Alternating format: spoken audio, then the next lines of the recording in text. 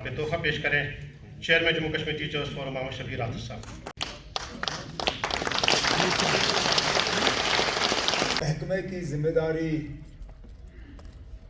सकीना यत्तू साहिबा संभाल रही हों, उस महकमे के किसी भी प्रोग्राम में मुझे बुलाने की कोई ज़रूरत नहीं, क्योंकि शायद ही कोई ऐसा मुद्दा है जो मेरे मेज तक पहुंच जाता हो। अल्लाह के फजल से जितनी भी यहाँ इस फोरम के ज़रिए आज सुबह बातें हुई, जो राठौर साहब ने अपनी तकरीर में की, उनके साथियों ने की,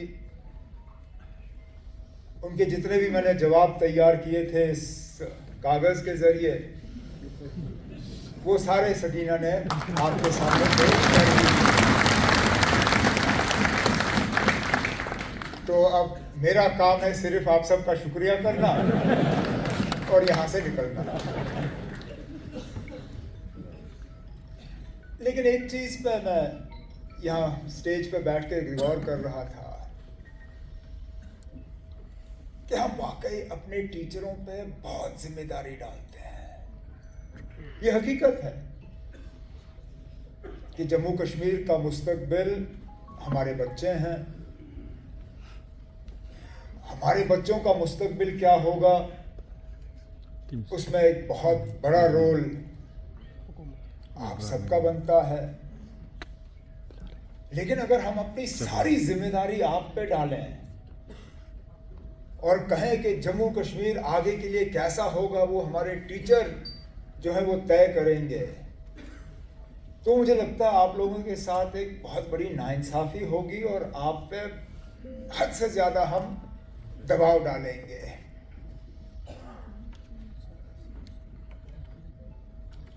शायद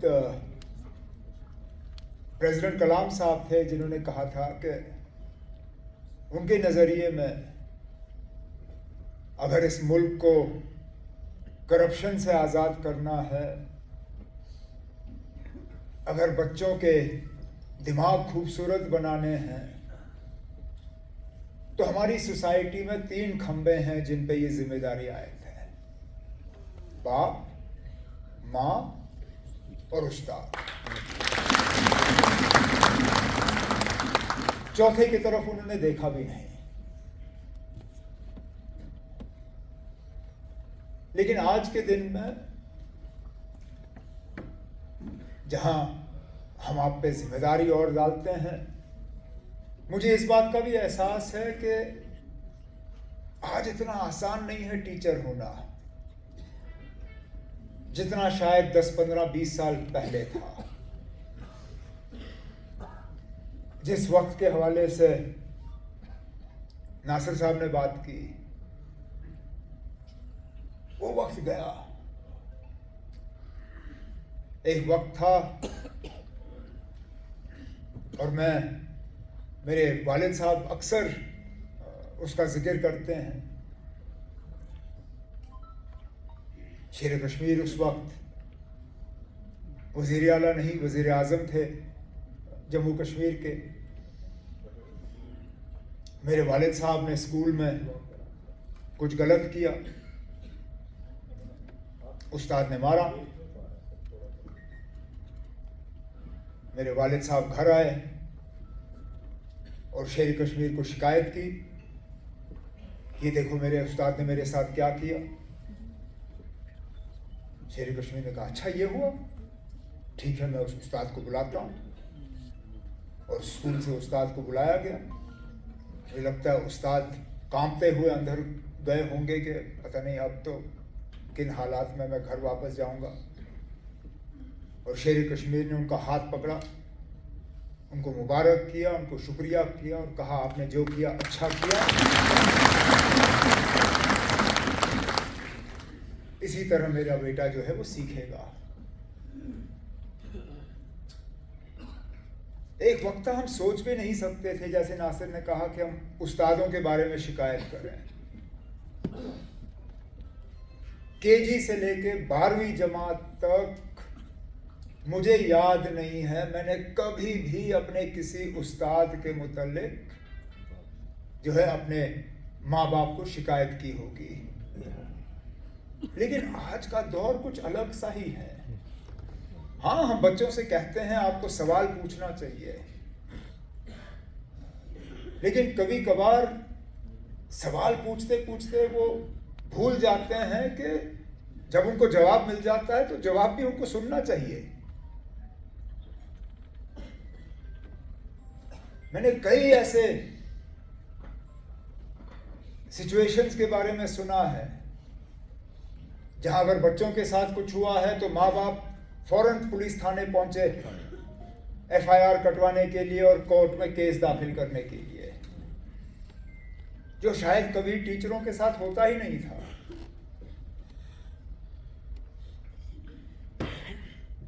बच्चों का जो फोकस है वो मतलब उसको एक जगह रखना आज इतना मुश्किल हो गया है।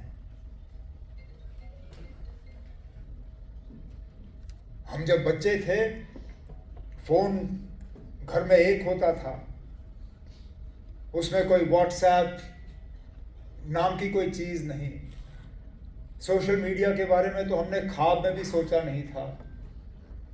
टीवी पे चैनल एक होता था, शाम को खोलते थे, माँ बाप हमें 1 घंटा 1.5 घंटा वहां बैठने की इजाजत देते थे और कुछ था नहीं।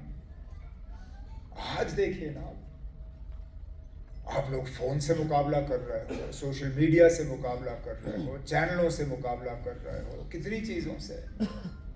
और अब एक नया ये आर्टिफिशियल इंटेलिजेंस, मैं कहता हूं आज कितना मुश्किल होगा एक टीचर के लिए ये तय करना कि बच्चे ने जो असाइनमेंट पेश किया है, जो लिखा है, वो उनकी खुद की पैदावार है या आर्टिफिशियल इंटेलिजेंस ने उनकी मदद की थी। और फिर हम लोग जो इन जगह बैठे हैं, आपका काम आसान बनाने के बजाय हम आप पे और जिम्मेदारियां ठोकते हैं। 15 अगस्त का फंक्शन होता है, 26 जनवरी का फंक्शन होता है, तो सबसे पहले हम आपको कहते हैं बच्चों को तैयार करो और कल्चरल प्रोग्राम कराओ, मार्च पास कराओ। चलिए, इंटरनेशनल योगा डे होता है, उससे पहले कि हम आ जाएं, हम आप लोगों को वेन्यू पे लाके कहते हैं अब आप लोग योगा करो क्योंकि हमने फंक्शन बनाना है। हम नशा मुक्त भारत की बात करते हैं तो सबसे पहले हम आप लोगों को लाते हैं। इलेक्शन का काम होता है तो दूर दराज बूथ में हम आपको बिठा देते हैं। जब कुछ और काम होता है, जब भी हमें कुछ करना होता है, हमें और कोई मिलता नहीं मिलता, हमारी नजर।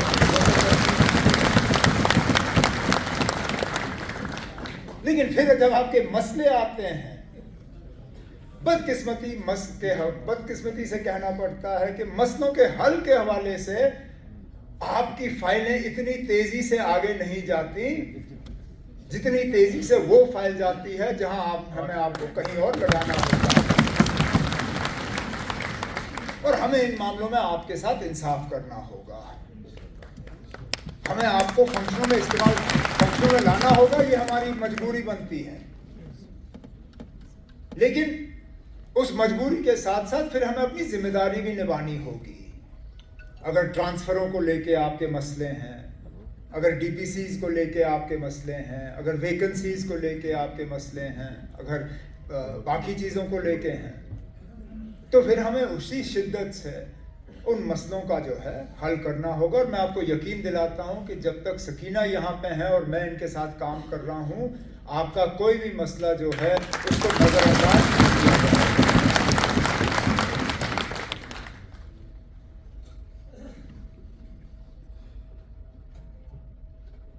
इश्यूज हैं, इनसे इनकार कौन कर सकता है।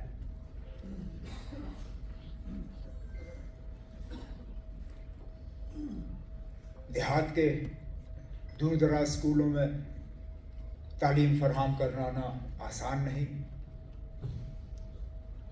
वहाँ पे काम करना मुश्किल।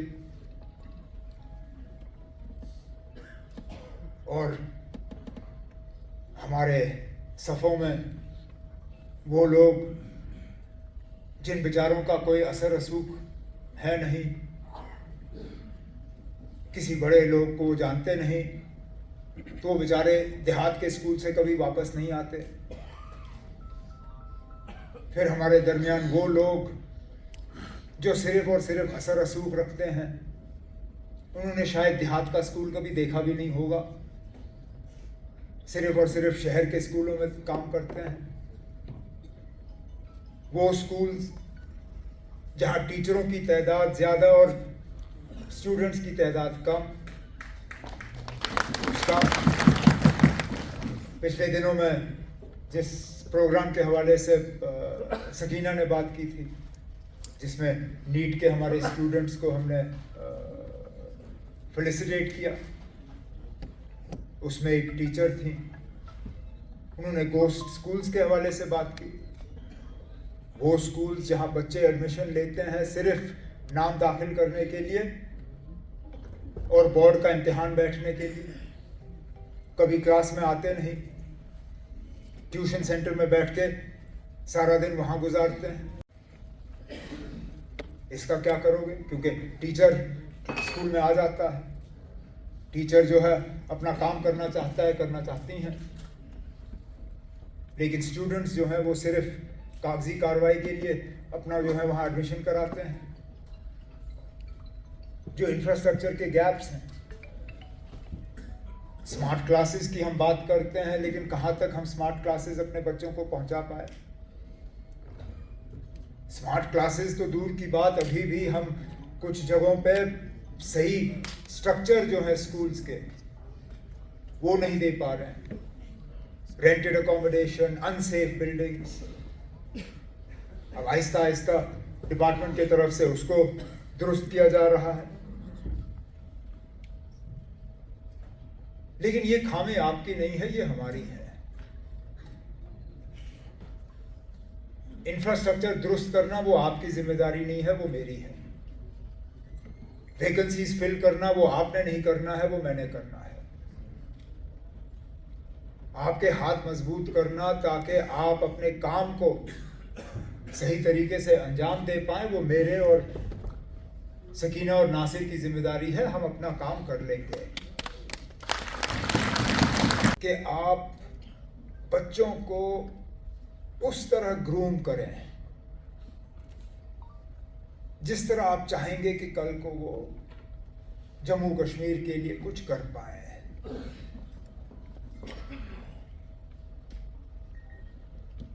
हमने बहुत तरक्की की है 47 से लेकर आज तक, लेकिन जमाना बहुत तेजी से बदल रहा है। जो पिछले 30, 40, 50 सालों में बदलाव आया है, उससे बहुत तेजी से बदलाव अगले 20-30 सालों में आएगा। हमें अपने बच्चों को उसके लिए तैयार करना है। किस तरह वो एक पॉजिटिव कंट्रीब्यूशन कर पाए जम्मू कश्मीर के लिए, और ये अकेले आपकी जिम्मेदारी नहीं है। तो ये मत समझिए कि हमने इस फंक्शन के तहत या अपनी तकरीरों के तहत अब सारी जिम्मेदारी आप पे ही डाल दी है कि अब आप ही कर लो, हम चलें। आप तभी कर पाओगे, आप तभी कामयाब हो पाओगे अगर हम कामयाब हो पाए, अगर हम आपके हालात ठीक कर पाए, अगर हम आपका इंफ्रास्ट्रक्चर ठीक कर पाए, अगर हम स्कूल बेहतर कर पाए, तब जाके आप बच्चों का मुस्तकबिल बेहतर कराओगे। अगर हम नाकामयाब रहे और फिर हम आपसे कहें ना आप जाके अब सारा दुरुस्त करो, वो नहीं होगा। तो इसलिए मैं आप सबको यकीन दिलाने यहाँ आया हूँ कि जो भी आपके मसले हैं, मसाइल हैं, हाँ हमारी कुछ मजबूरियाँ हैं, कुछ हमारी माली हालत जम्मू कश्मीर की उतनी मजबूत है नहीं जितनी हम चाहेंगे, तो कुछ रिस्ट्रिक्शंस हैं, जिस टीचर एलिजिबिलिटी टेस्ट के हवाले से यहाँ बात हुई, ये हमारी पैदावार है नहीं। हमने बार बार इसके खिलाफ जो है लड़ने की कोशिश की। हकीकत ये है कि अगर हमारा वो सिलसिला बदला नहीं होता तो ये शायद हम पे लागू नहीं होता, लेकिन अब क्योंकि पूरे मुल्क के कानून यहाँ लगते हैं तो ये भी यहाँ लगा हुआ है। शायद सुप्रीम कोर्ट का जो अभी तक का जो ऑर्डर है वो ये है कि अगस्त 28 तक जो है इसको इम्प्लीमेंट करना होगा। तो फिलहाल हमारे पास वक्त है अपना कैंपेन सुप्रीम कोर्ट तक पहुंचाने के लिए। जिस तरह सकीना ने आपको यकीन दिलाया है, हम इसके खिलाफ जो है अपनी आवाज़ वहाँ सुप्रीम कोर्ट में बुलंद करते रहें, लेकिन इस उम्मीद के साथ कि हम मिल के जम्मू कश्मीर के बच्चों का मुस्तकबिल जो है वो बेहतर करेंगे। मैं राफिक साहब आपका और आपके साथियों का आज के मौके पे इस तरह आपने मुझे बुलाया और आपके साथ इस तरह बात करने का मुझे मौका दिया, उसके लिए शुक्रिया। अल्लाह ताला आप सबको सलामत रखे।